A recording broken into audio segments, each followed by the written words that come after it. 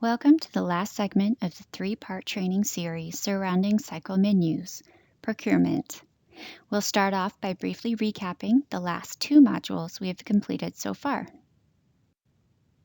In Module 1, we discussed the connection between the dietary guidelines for Americans and the health concerns facing the nation, and in particular, the children of today.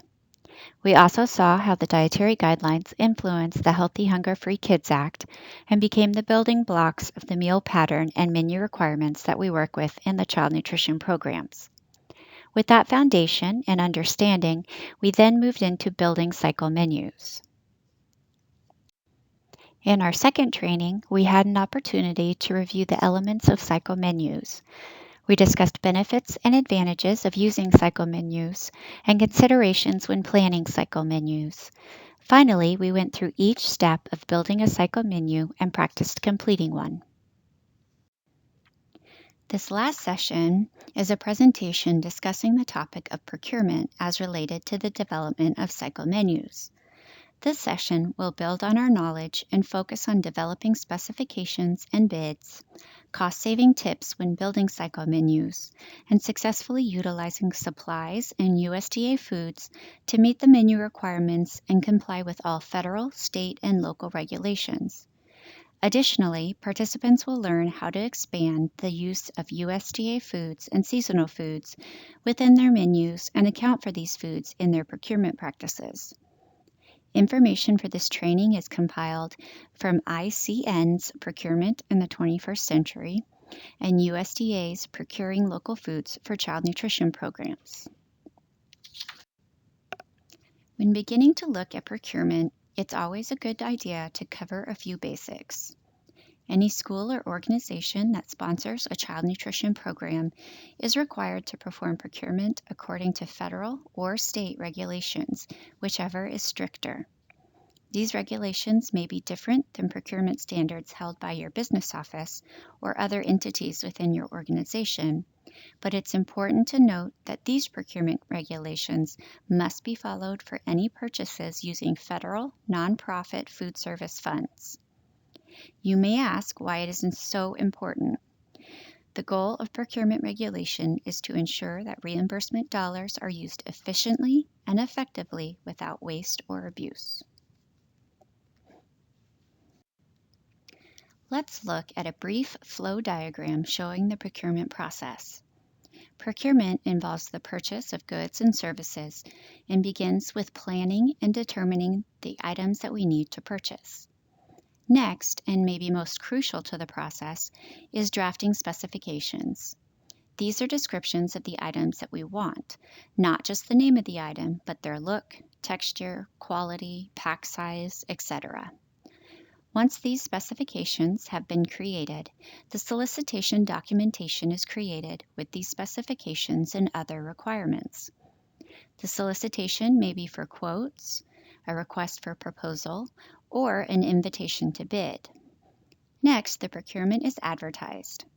Responses are received and reviewed, and a contract is awarded. Once the contract is set and signed, it must be managed throughout the lifespan of the agreement. Some key concepts of procurement deserve a quick review. Procurement must be competitive. This is to ensure that you're receiving the best quality for the lowest price. Competition ensures a higher standard. Awards of contracts must be given to vendors that are responsive and responsible, meaning, does the vendor provide you with a bid that meets all terms of the solicitation, and are they capable of performing successfully under the terms of the contract? Sponsors must understand the federal requirements, but they should also be aware of their state and local level requirements, because the stricter the requirements are the ones that must be followed. Finally, sponsors must include the Buy American provision in all procurement processes. The Buy American provision states that sponsors must purchase, to the maximum extent possible, domestic food products. Here on the slide, you will see a diagram showing that there are two main methods of procurement. These methods are determined by what is called the Simplified Acquisition Threshold. At a federal level, this threshold is $150,000. Your state or local threshold may be lower. If your state or local threshold is higher than the federal, then the federal threshold must be used. Whichever is the stricter of all requirements is the one used to be the determining factor. Any procurements falling under the simplified acquisition threshold will follow the informal procurement process, while those above the threshold will follow a formal process. These processes are illustrated on the following slides. On this slide is a diagram laid out by the USDA Farm to School program, which illustrates the informal procurement process. The first step in the process is to create specifications for products required. Once created, more than one source must be identified and notified of the opportunity. Once quotes are received, they are evaluated for responsiveness, responsibility, and price. Once the award is made, the contract must be managed throughout its lifespan. As mentioned previously, formal procurements are required when you exceed the simplified acquisition threshold. To begin, the solicitation is developed as seen in this diagram on the screen, including all the bid specifications needed for each product. Once this is complete, the opportunity must be publicly announced. Proposals that are received are judged as to whether they have met specific criteria established in the solicitation. Once a winner has been determined, the contract is awarded and management of that contract begins. Micro-purchases enable schools to purchase supplies or services without soliciting competitive quotes, if the school considers the price reasonable. When using the micro-purchase option, schools must distribute micro-purchases equitably among qualified suppliers. They must develop written specifications and required terms, conditions, and contract provisions, and they must document all purchases. Schools should use the same process to determine whether a micro-purchase falls under the micro-purchase threshold of $3,500, as they would have to determine if a purchase falls under the simplified acquisition threshold of $150,000. The micro-purchase process allows districts to react quickly to changing markets and urgent needs when marketing and making small purchases. It will also prove useful to smaller districts where a number of the purchases fall under $3,500. Micro-purchases may also prove especially useful when purchasing local products. Perhaps a district is committed to purchasing a variety of products seasonally and has built flexibility into its cycle menu to enable the district to purchase small quantities of produce when local farmers might have a surplus. Just remember that if you use micro-purchases, you must rotate your purchases among qualified vendors. Now that we understand the basics of procurement for goods and services related to child nutrition programs, let's look at some cost-saving tips that cycle menus can bring to the procurement process, and one of the most important ways that you can ensure that procurement works for you. As we have previously discussed, there are a variety of ways to plan menus depending on several factors of school food service operation. District size, location, availability of food deliveries, storage capacity, and student population can all play into how breakfast and lunch are offered.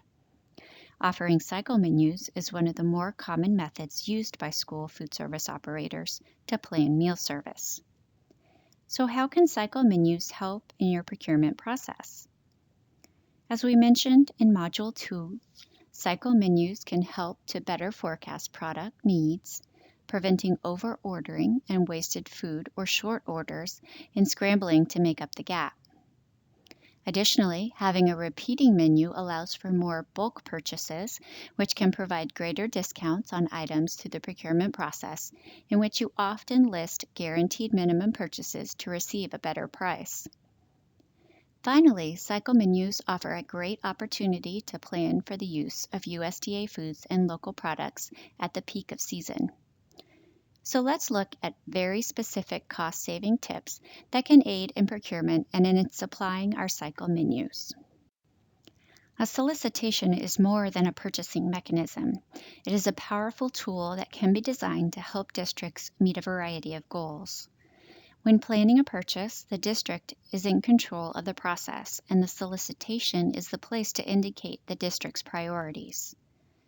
The term specification refers to a description of the characteristics of a commodity or service required or desired. Specifically, it is defined as the explicit requirements furnished with a solicitation upon which a purchase order or contract is to be based. Specifications set forth the characteristics of the goods and services to be purchased so as to enable the vendor to determine and understand that which is to be supplied. This information may be in the form of a description of the physical, functional, or performance characteristics, a reference brand name, or both. It may include a description of any requirement for inspecting, testing, or preparing a material, equipment, supplies, or service for delivery. Items laid out within the specification include name of the product, the federal grade of the product, for instance, grade A or fancy, the size of the product, the unit on which the price will be based, maybe a pack size, the quality indicators, required packaging, as well as inspection and testing. Specifications should be clear and accurate, yet simple.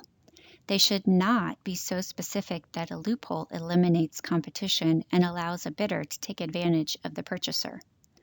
Specifications should be understandable to both the bidder and the purchaser. They should be as flexible as possible because inflexible specifications defeat the competitive bid process. Specifications should be legible and concise. They should be capable of being checked. Specifications that are written in such a way that a product or service offered cannot be checked as meeting those specifications is of little value and results in confusion. The specification should be reasonable in its allowances. Unnecessary precision is expensive. And it should be as fair to the bidder as possible and allow for competitive bidding by several bidders. On the screen is an example of a model bid specification for blueberries. The request is for 12 one-pint clamshells per flat with a quality of US number 1, well-colored, not overripe, clean, not crushed, split, leaking, or wet, free from stems, mold, or decay. It says that blueberries should be no more than 48 hours from harvest to pick up and offers acceptable size ranges. It also indicates delivery, 3,000 flats to be picked up from the producer farm between May 19th and May 21st. You can see that this is clear, accurate, and understandable, yet detailed enough to provide the vendor an understanding of exactly what is required. Increasingly, schools are choosing to create cycle menus by season in order to take advantage of local seasonal produce. Like cycle menus, seasonal menus offer a weekly rotation, but the rotations change every 3 to 4 months to incorporate more seasonal favorites. Working with locally grown or produced food may spur innovation and encourage schools to tap into the variety of products that are available year-round, rather than offering the same options from September to June. Let us first look at how USDA Foods provides an option for adding products that are in support of American agricultural producers. In addition to cash reimbursements, USDA provides states with entitlement to purchase USDA foods for use in preparing school lunch, school breakfast, school snack programs, and other child nutrition programs. Every dollar's worth of USDA foods used in a school menu frees up money that would otherwise be spent on commercial food purchases. As school districts face ever-tightening budgets, USDA Foods have become a valuable resource to keep local food service in the black. The federal government's large volume purchasing power is an important factor in maintaining school food service budgets because it may allow the procurement of food at a lower unit cost than if a school were purchasing equivalent commercial foods on its own. On an average day, USDA Foods make up between 15 and 20% of the products served as part of the school lunch. USDA Foods for use in school meals can include many staple products, such as beef, pork, fish, poultry, egg products, fruits, vegetables, grains, nuts, seeds, dairy products, and oils. States and school districts can also use their entitlement to purchase fruits and vegetables through the Department of Defense DoD Fresh Fruit and Vegetable Program and the pilot project for the procurement of unprocessed fruits and vegetables. The USDA Food Program is a great tool to use in planning your cycle menus, and more information can be found on the USDA Foods webpage located on ODE's school nutrition website. Now, when considering procurement of local food, it is important to understand the following. Sponsors define local and decide on the amount of preference to give local items within their bid specifications. There are a variety of ways to define local, and sometimes the sponsor's definition changes depending on the product or season. When building solicitations and incorporating geographic preference, sponsors should carefully follow the USDA geographic preference rules. Once you define local for your district, you can work to incorporate more local items into your menus. The sponsor's menu is the driving force in the procurement process. Nutrition staff are tasked with the difficult job of creating menus that meet the meal pattern and all nutrition requirements, appeal to students, and stay within a limited budget. Identifying where local foods fit is another piece of the puzzle. Whether a sponsor is experimenting with a new vegetable subgroup, offering leaner sources of meat, or testing a new whole grain, you can begin incorporating local foods with simple, easy changes like replacing non-local ingredients with local products. In many areas of the country, the height of harvest season happens when most schools are not in session, but in most areas, there are at least a handful of local items that are available year-round. Examples of such items include milk and other dairy products, meat, poultry, and grains. Before planning to procure local foods, schools should start by finding out what is grown locally and then conduct a menu audit to determine which current foods on the menu are local or can be replaced with local items. Planning for menu changes should start by analyzing current and historical data to determine future needs. Number 1, identify which products the school is already purchasing locally. Working with distributors to find out where food is coming from will allow schools to include these unintentionally local foods in a tally of local purchases.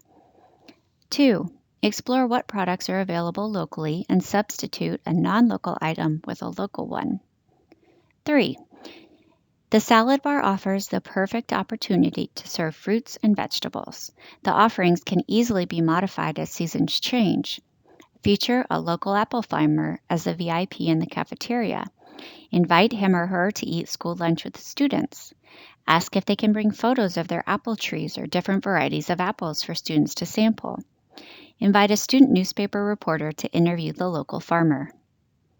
4, consider showcasing one local ingredient every month or each season.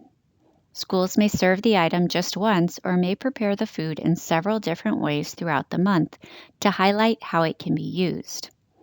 And 5, create brand new menu items to highlight local foods. When incorporating local foods into your procurement process, there are things that a sponsor should consider. The best way to include the desire for local items is to use product specifications and technical requirements. If this is done, remember, a school may express interest in purchasing local in the introduction to a solicitation. A school may indicate its desire to serve local products and emphasize the importance of its farm-to-school program. A school may not specify that it wants only local products. For example, a district may conduct an informal procurement and when requesting quotes indicate that it seeks quotes for its Harvest of the Month program. This information does not explicitly limit bidding on local products, but does signify that the district is seeking a vendor that may be able to support a project beyond regular produce distribution. School garden programs are yet another way in which you can add local produce to your meal programming year-round. School gardens come in all shapes and sizes, and districts with varying levels of land are finding ways to establish gardens both within and outside of the school grounds. Gardens can be as simple as a few containers on a windowsill, or they can cover acres, and gardens can thrive in all climates. In Oregon, we currently have a school garden count of 618 gardens.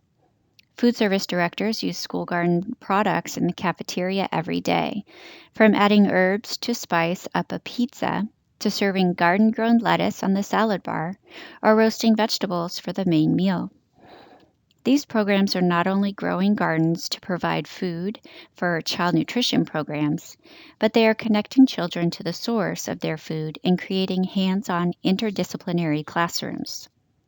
For more information on procuring from school gardens and using school food service funds to support garden activities, please see the resource slide of this presentation. Thank you for participating in procurement and cycle menus training for school nutrition programs. This now completes the three-pronged training series to assist sponsors in strengthening their current menu planning system as it relates to cycle menus, the use of cycle menus to best utilize supplies in USDA Foods, and procurement of foods that meet meal pattern requirements. On this slide, you will find resources for procuring local foods for child nutrition programs manual, the Oregon Farm to School and School Garden Program website with Oregon Harvest for School posters, information on writing bid specifications, the Farm to School and School Garden Expenses Memo, and the School Garden Q&As Memo.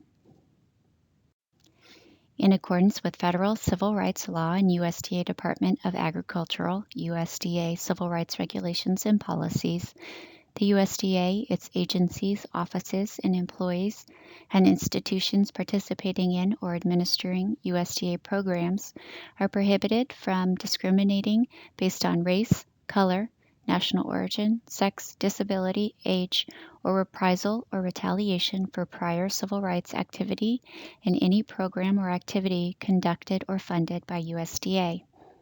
Persons with disabilities who require alternative means of communication for program information, for example, Braille, large print, audio tape, American Sign Language, etc., should contact the agency, state or local, where they applied for benefits. Individuals who are deaf, hard of hearing, or have speech disabilities may contact USDA through the Federal Relay Service at 800-877-8339. Additionally, program information may be made available in languages other than English. To file a program complaint of discrimination, complete the USDA Program Discrimination Complaint Form, AD 3027, found online at http://www.acomplaint.usda.gov/complaint.html and at any USDA office, or write a letter addressed to USDA and provide in the letter all of the information requested in the form. To request a copy of the complaint form, call 866-632-9992. Submit your completed form or letter to USDA by mail at U.S. Department of Agriculture, Office of the Assistant Secretary for Civil Rights, 1400 Independence Avenue, Southwest, Washington, D.C. 20250-9410, or by fax to 202-690-7442 or by email to program.intake@usda.gov. This institution is an equal opportunity provider.